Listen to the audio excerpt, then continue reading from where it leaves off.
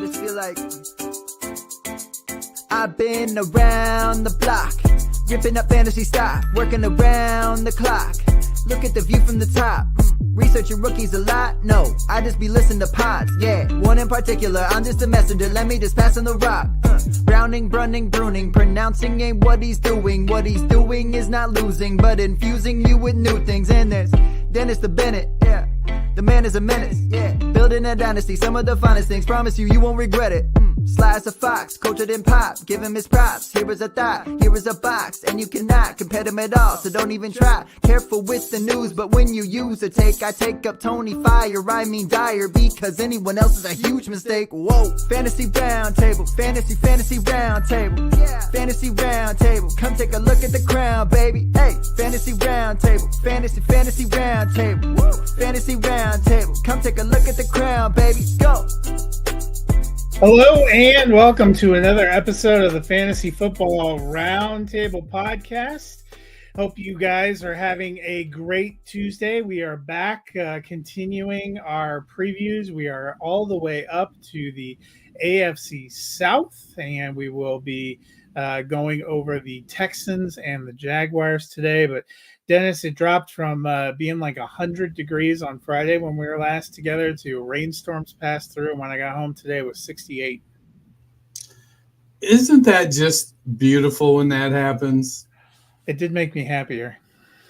We've had a little bit of rain today. It was only in the 80s, but it did cool off. But it wasn't. It rained hard, but for a very short time. Yeah, I think ours we bounced back up into the 70s now because it's kind of clearing out, but there's a breeze. I just opened the windows, flipped off the air conditioning, and save a little money or make up for the hard charging we did over our heat wave. I'm ready for it to be cooler. They said tomorrow we might not even hit 80 degrees, and you know what? That's okay with me. I feel you, bro. I'm good with that as well. I like that narrow band of, upper 60s to right around 80 is okay. But, it doesn't feel like you get that weather for very long. It either, you I'm probably feel that too. It drops off. 65 to like 74 is maybe even 63 to 74. Yeah, I'm actually even okay. I'll wear shorts in the upper 50s here. I'm in Ohio. We wear shorts in February. Give us a 40-degree day. We're shoveling off the basketball court. Not me personally, but like maybe back in the day. Well, there was actually some news. We're getting some teams that are heading into training camp mode. The first piece of news, probably not great. A couple of weekends ago, the Minnesota Vikings had one of their draft picks pass away as a passenger in a car that was hit by a drunk driver. And this weekend they had Jordan Addison getting arrested on DUI. Probably not a good look regardless, but feels a little bit worse, right?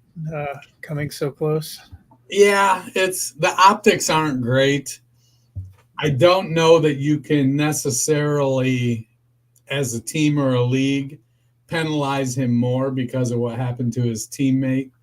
But the optics are really, really bad. And in this day and age with Uber and Lyft and various other rideshare programs out there and money, do you know how high did he blow? How drunk was he, I guess? I didn't see a lot of details. I guess it happened in Southern California, which is where he played collegiate ball. So he must have been on some kind of a family trip or something. Yeah, it's bad. You never want to be perceived as condoning that. It's just catch a ride, stay home, don't go out. If you're gonna get your drink on, by all means, and trust me, I despite my DUIs, I don't mean to sound hypocritical, but I learned some tough lessons, and I would hope that he doesn't have to learn them any more than he already has. It says in the ESPN story that that the police have not made the level public, but .008 is the limit in California. He was pulled over in Los Angeles, so probably not great. I got pulled over once at almost 3x that. Well, I mean, the fact that they aren't releasing it, you have no idea where it could be. A couple of big time receivers, a little bit of news. Both guys were looking for long-term contracts, and neither, it appears, are going to get it from their team. T. Higgins, the deadline passed, so he will have to play on the franchise tag this year. And today, Brandon Ayuk, who, rumors have gone back and forth about what he wants, officially requested a trade from the 49ers. So far, reports are the 49ers have zero intention of trading him. Dennis, do you think one, both, or neither of these guys plays the full season on their current team? I think Higgins will, and I think, blindly maybe Cincinnati is holding out hope they can work a deal out, and that they can keep him when it comes time. Unfortunately, the hard thing is going to be if he has a year like he's capable of having, that will be really, really difficult. And he's the clear number 2 target. Where they used to have a really solid third in Tyler Boyd that could fairly comfortably step up and be a wide receiver 2 for the team when somebody was out. I don't think they have that person on their team anymore. Unless somebody rises to the occasion, which, they're professionals. You see that happen. But I think Higgins will probably move on next year. I think the writing is on the wall. Ayuk, it just feels like part of the 49ers dance. They'll keep, doing their thing, and they're going to work at their own speed, and the publicly asking for a trade just kind of feels like part of the kabuki theater that is the San Francisco 49ers. I feel like if I'm the 49ers, I would rather have Ayuk long-term than Debo long-term. I know they've locked into Debo for a couple more years, but I want to keep Ayuk. I think he's the better wide receiver. But if I'm San Francisco, I'm going to try to keep both of them as long as I can. I'm sure San Francisco, if they had their prerequisite or their obligatory, we're not trading him press conference. I haven't seen a press conference. Just reports are teams that have called and tried to inquire have been told there's no chance for you. I actually think that both will end up playing for their current teams this season because I don't know that Ayuk, outside of holding out, has any leverage. And because he's on his rookie deal, he may not accrue enough league years to be free. And both teams are contending, legitimate contenders. And so they're not – it's not like the season is going to have to go drastically wrong for either one of them to go – we'll take draft picks or we'll take lesser receivers. If that happens, it would be that means that these teams are imploding. Yeah. The other big piece of news, Caleb Williams and Rome Odunze finally signed their rookie contracts. I know there was a lot of hand-wringing on Monday when it hadn't happened because the Bears were reporting to rookies were reporting to training camp today. Both deals getting done today. Both should be good to go. Did you have any concerns? What did you make of the hand-wringing, especially yesterday about Caleb Williams? I have nothing to do with that. So, I mean, the NFL has a rookie salary wage scale. It isn't like there's a whole lot of negotiation that's actually happening. You're going to get X. It's already predetermined. This is your draft pick. This is your position. This is how it's going to go. And, you can try to scramble and maybe try to get a little something here or there, but there's not a whole lot extra that can be done. And so I wasn't terribly worried. It doesn't make sense for either player to hold out for an extended period of time. Nothing good comes from that. And with the rookie salary wage scale, get to work, boys. Get to work. I know I thought that especially there was so much hand wringing on. I was listening to the Full Network Radio when I was driving around yesterday. So much hand wringing about the deal not getting done, and the league might have to look into this. And then, wouldn't you know it, I look in the middle of the afternoon, and they're like, or I looked early this morning, and Rome Odunze's deal was done, and then early afternoon, Caleb Williams has signed his deal, and I'm like, well, that was much ado about nothing. It must be the off season, Dennis. That is correct, sir. Well, that'll take us into our previews. Today we are heading to the South, the AFC South, which went from being one of the worst divisions to pretty competitive last year. 3 of the 4 teams finishing above 500, but the only one to make to the playoffs was the Houston Texans, who went from being the number 2 overall draft pick to winning the AFC South at 10-7. They also won a wild card game against the Browns, lost in the AFC divisional round to the Ravens. This offseason, running back Devin Singletary headed out. They lost right tackle George Fant and linebacker Blake Cashman.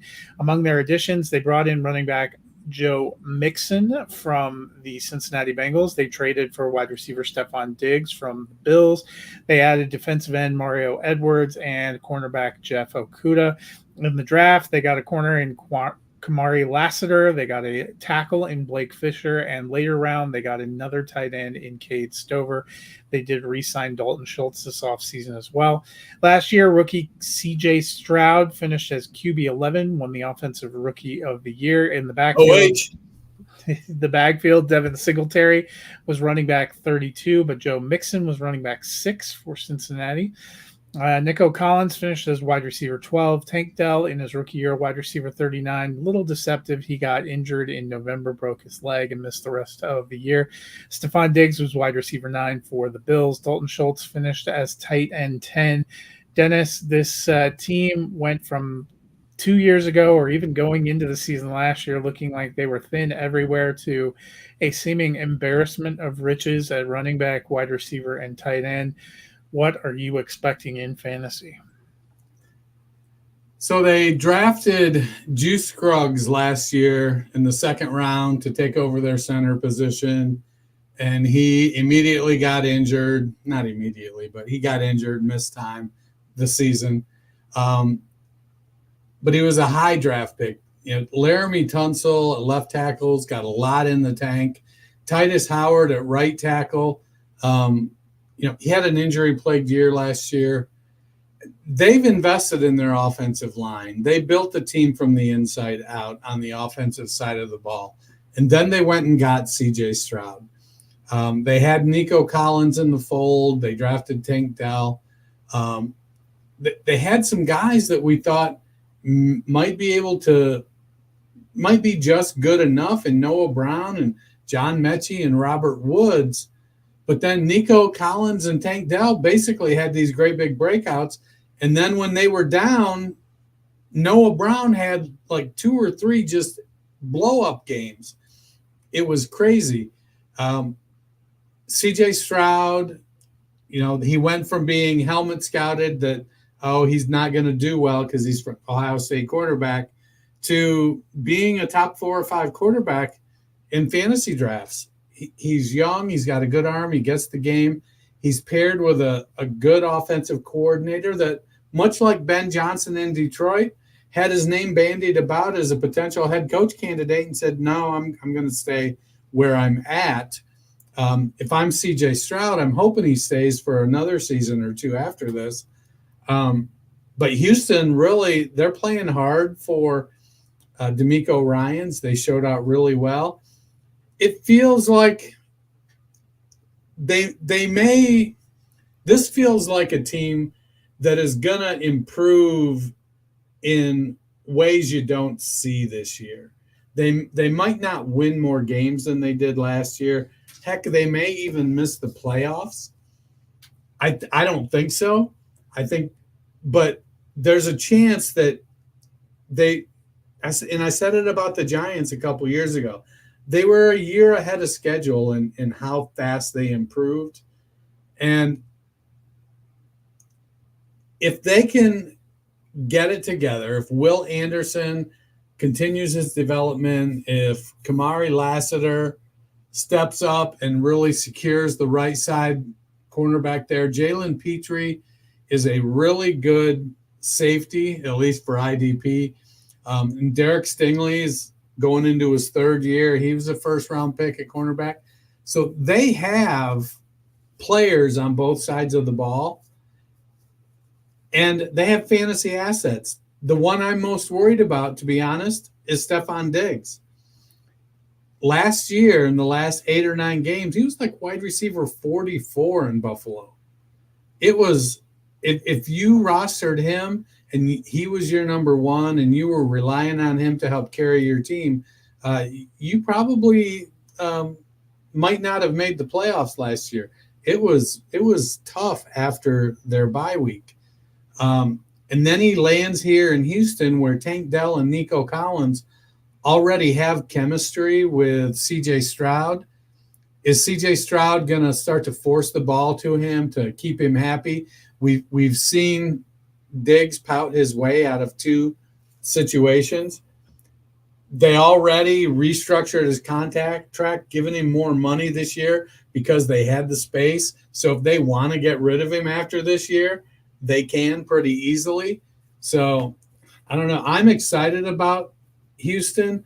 I do have reservations. I think they're good across the board at skill positions. This offense suits Joe Mixon's skill set to a T. I don't know if Dameon Pierce will ever come around. He averaged 2.9 yards a carry last season, and it just doesn't seem like this offense suits him very well. So I love a lot of pieces on this team. Yeah, I think the only downside for the Texans and fantasy this year is the NFL saddled them with a Week 14 bye, which will definitely be a blow. Otherwise, I like C.J. Stroud. I think he could end up improving. I'll be curious to, the wide receivers. It's going to be interesting to see a little bit how it shakes out. Nico Collins hadn't been incredible when Tank Dell was on the field. How is Tank Dell coming back off of a broken leg? How does Diggs work in there? It's not that they won't be good and won't be playable, but I think it's hard to tell right at this second who ends up taking what spot and how they all shake out. I have a feeling that all 3 of them are going to be a little bit lower in a finish than what some people are expecting, because it seems like everyone you talk to thinks they're all going to be like top 20 receivers. And I don't think you might end up with one that's in the top 20, but we'll see how that goes. I think Mixon's going to help them out. I feel like Singletary probably, his numbers are deceptive too. He probably would have been up in the running back 2 territory if he had been the starter and getting that volume all season long. But they tried to limp along with Dameon Pierce for half the season until they realized that just wasn't going to work. Can't run in zone blocking. And that's not what they're going to do with Mixon. Mixon has been a steady performer for good teams. I don't know that he finishes all the way up at 6. I like him better as like a high-end running back 2, but I think he'll be good in this offense. The other one that I have questions about is, Schultz was a great tight end 1 last year, and he fit in really well. But much like with Cole Kmet and the Bears, it's how many, now you have 3 wide receivers that you're getting involved, plus some other ancillary pieces, a back that can catch the ball. There's, only so many balls to go around unless the Texans fundamentally decide they're going to throw 1,000 times a game or 1,000 times a year. So I think all of them may have their ceilings capped a little bit because there are so many, but it'll make them a good team. You bring up finishes, so I take it you're not as bullish. I think they'll win the South again. I like them to get back into the playoffs. I actually think the team that maybe played better than expected that might take a little bit of a step back is the Colts, because they're, in that same division, because they, they finished 9-8 and were much better than we expected, especially with Anthony Richardson getting knocked out. I think everybody thinks with Richardson back, they're just going to thrive, but we never got to see Richardson go through some of the growing pains. CJ Stroud had to work some stuff out on the field and ended up coming out stronger because of it. He did. So Stroud threw the ball 499 times last year, and as a team, the Texans threw it 592 times. I'm not sure where that ranks. But I got it right here. Let's see. Yeah, because Stroud missed two starts that went to Case Keenum, and that was 12th in the NFL. It's not. I don't think it's unreasonable to think they could move up a few spots in that, but I do think Mixon improves their running game, and so unless it ends up being a function of more them running more plays, they were 14th in plays. But it would take, they would have to add about 100 plays to move into the top 10. And I don't know, that feels like a lot. Yeah, it does feel like a lot, especially for a team that is trying to build a good defense and trying to, I don't think D'Amico Ryans came out and said, hey, let's reconstitute the air raid. Right. And you bring in a 230-pound running back that suits your system to a T. Yeah. So I said, I think they'll win the South. I don't know if you gave a record or a definitive projection. I got it, but my screen blurred out. Hold on a sec. Why is this ad not going away? There we go. I guess so. I had them at 6. I have them at 11-6, finishing one spot ahead of our next team, one game ahead. I think they're going to be good in division. So, meaning I think they get Houston, or not Houston. I think they get Indy and Tennessee both games, and if they split with Jacksonville, that puts them at a real good in division record. Yeah, I like him at 11-6. What did they finish last year? Let me go back. 10-7. 10-7. So, I could see him finishing 10-7 as well. I'm not looking for them to take a huge leap, but I do think they know what they need to work on. I think their head coach, D'Amico Ryans, is very focused, and they've put together a really good team and a really good scheme on both sides of the ball. Well, that'll bring us to our next team, which is the team that finished second, Jacksonville Jaguars. They came into 2023 with, I think, a lot of expectations as a team that finished real strong in 2022 and ended up winning the division. It seemed like they were poised to kind of close to a division win again. They started out 8-3. They ended up 9-8, second in the AFC South. Calvin Ridley left and went to the Tennessee Titans. Zay Jones was released and is now with the Cardinals. And kicker Brandon McManus was also let go. They brought in wide receiver Gabe Davis from the Buffalo Bills. They also added Bills center Mitch Morse. They grabbed Eric Armstead, a defensive end from the 49ers, and they brought in cornerback Trey Flowers in the draft. They grabbed Brian Thomas Jr. out of LSU. They grabbed a defensive tackle in Mason Smith and another corner in Jerrion Jones. Last year, Trevor Lawrence finished as QB 13. Travis Etienne finished as running back 3. Calvin Ridley was wide receiver 18. Christian Kirk, who missed some time, was wide receiver 47. Gabe Davis was wide receiver 41 in Buffalo. And Evan Ingram finished as tight end 2. Kirk and Ingram have been kind of the big pieces of this passing game. They're both there. They added some ancillary pieces. We didn't see much from Tank Bigsby as a rookie. Do you think he comes up at all in 2024? What are you expecting from this fantasy group?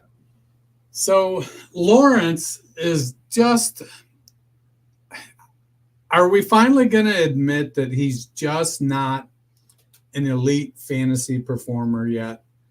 Not yet, but that he's just – are we yet going to admit that he's just not an elite fantasy performer? He's a good guy, but – how much difference is there between Lawrence and Brock Purdy as quarterbacks? Purdy makes good decisions. Lawrence is more athletic. There's the way that San Francisco builds around Purdy. I almost think I might want Purdy over Lawrence. I would take Purdy over Lawrence. I also think Purdy will finish better than Lawrence in redraft. I think you're right. I don't think there's anything wrong with Trevor Lawrence, but I'm with you. I think he's more of a quarterback too, which probably isn't what you thought you were getting when you drafted him. It's almost like he's kind of Matt Ryan-ish without Matt Ryan's spike years.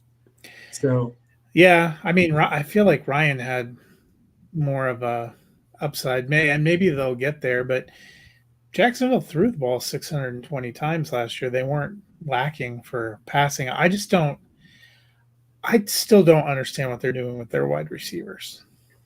I mean, they replaced 2/3 of them, bringing in Brian Thomas and Gabe Davis. I love Gabe Davis as much as the next guy, but in fantasy, I don't think there's anything about his potential and consistency that improved going to Jacksonville. I think he's still going to have some blow-up games. He's going to have some games where he disappears. I think they're going to, the team's best wide receiver is Christian Kirk, and he missed a couple games last year. And he's really a slot guy. And while both Arizona and Jacksonville have kind of beat the drum saying, no, he's not just a slot guy, the truth of the matter is when he is playing out of the slot, that's when he performs best. So they bring in two big guys, and Thomas and Gabe Davis, to put on the outside. You have Evan Ingram, who can flex out into a big slot role. If I'm looking for a high-value producer out of this offense, I think I'm going with Evan Ingram. Yeah, 143 targets last year. There's some risk of Kirk getting overdrafted. I also think, though, that if Kirk comes out, stays healthy, settles into the role, it may end up being he may return value at his draft position.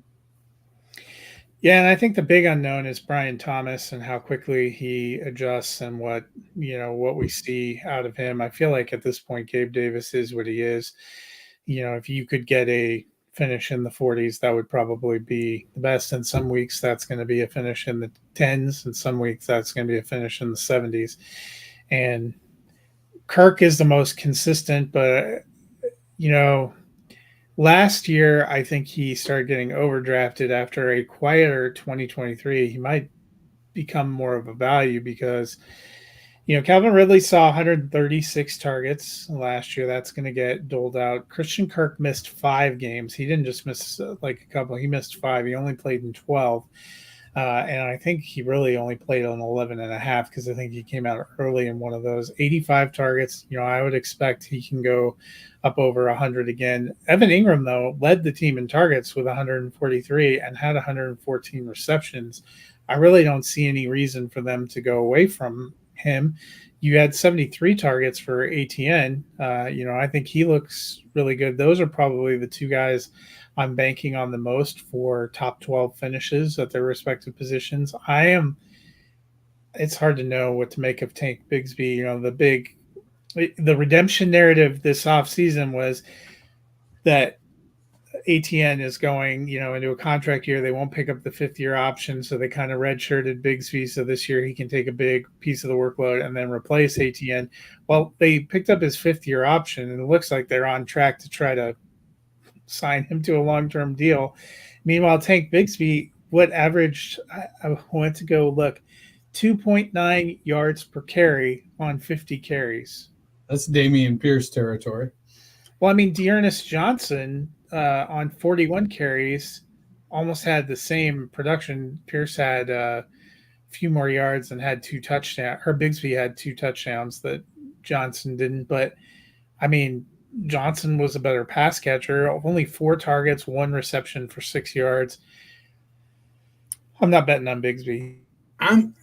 So Bigsby is one of those guys that in Dynasty, if I'm looking for an end of bencher that might gain some value, I'll see if I can get him thrown in on a deal. I liked him coming out, but he had as bad a rookie year, I think, and was as snake bitten as I think any player I've ever seen. It just seemed like it didn't matter. If you handed the ball to him, he dropped it. If you threw it to him, it bounced off his hands and became an interception. And it really wasn't that, but man, that's just what it felt like.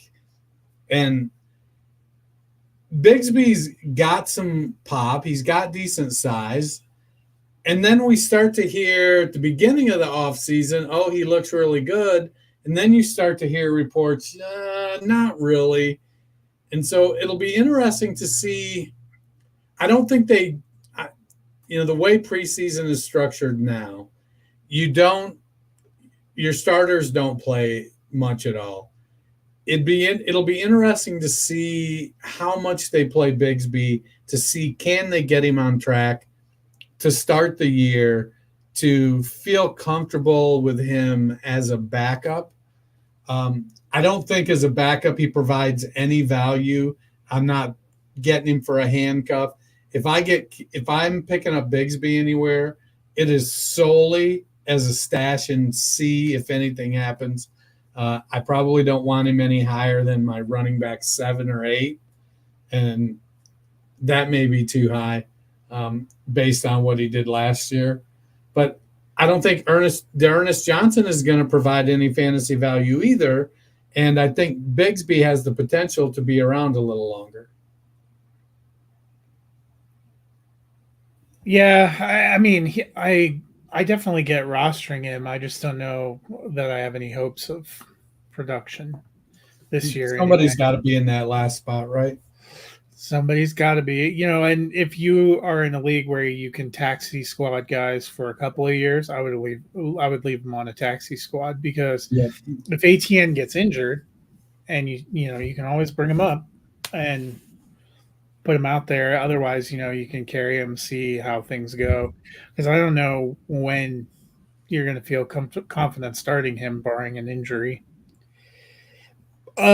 You said that you had the Jaguars right behind the Texans in your standings. I also do. I had them at 10-7. I think they're a 9-10 win team. I think they're going to just miss the AFC playoff field.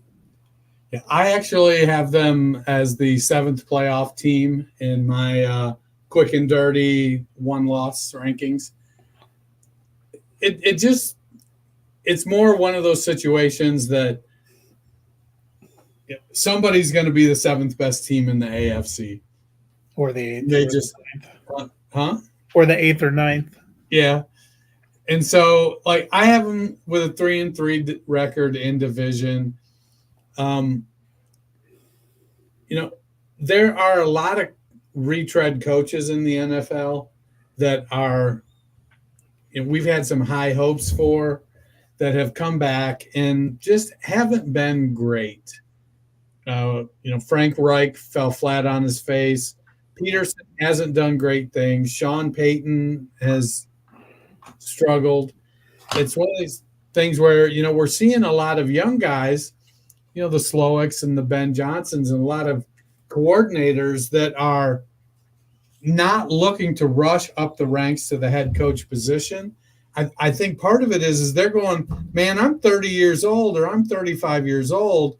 I'd like to get some experience. 3 years ago, I was a barely paid, low-ranking offensive assistant, and now I'm an offensive coordinator because I worked hard. Maybe I should slow my roll a little bit and really, the downside of that is Byron Leftwich was in that position at one point, and his offense fell apart, and he never has. Kellen Moore, Eric Bieniemy. I mean, you don't know. what's going to happen with them. I was happy for Ben Johnson that he stayed, but we'll see how. Not as happy as me. Peterson's been not too bad, but not incredible. I think they're literally 18-16 under him. I think they were 9-8 both years. Yeah. And that collapse down the stretch last year.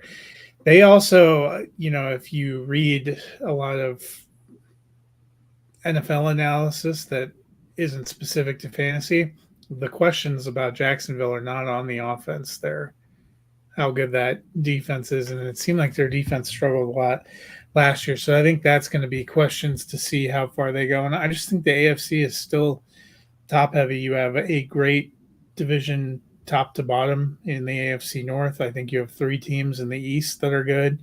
The Chiefs are still good.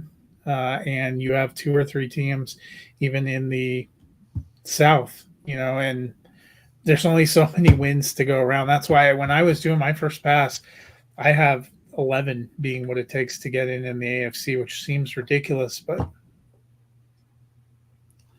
it could happen. Could happen.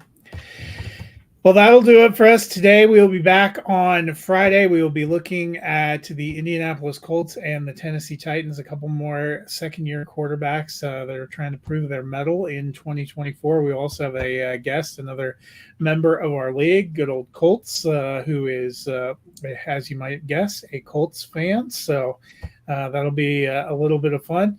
Dennis, if people, in between Hard Knocks episodes and binging Receiver on Netflix, what can they do to fill their time?